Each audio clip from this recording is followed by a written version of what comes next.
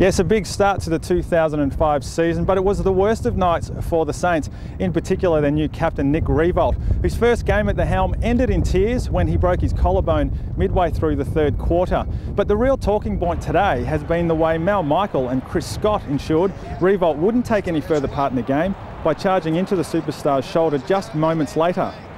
Riewoldt flew back into Melbourne today and will see a surgeon tonight to assess the damage. He's expected to go under the knife on Saturday and will be sidelined for 6 to 8 weeks. Now, while the Saints are quietly seething, Brisbane, well, they've remained unrepentant about the incident.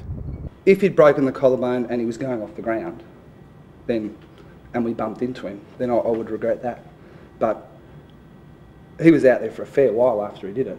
The boys who bumped him, you know, how do they know what's wrong with him? They're not doctors, and you know, they just play physical football. From our perspective, from a club perspective, we're there to play football, and that's what we play and that's what we do. Now, plenty of other football news around today. Collingwood held a closed session and they've admitted that they may yet gamble on Nathan Buckley's dodgy hamstring.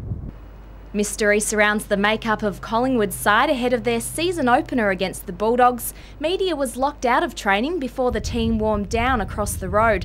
And while the club remains tight-lipped on Nathan Buckley's suspect hamstring, Mick Malthouse is confident he'll play. You've made a decision he's playing? Yep.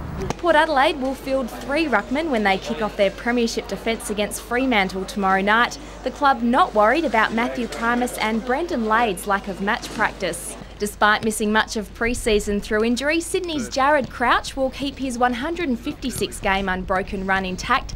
Nick Fosdyke and David Spriggs squeezed out of the side to play Hawthorn.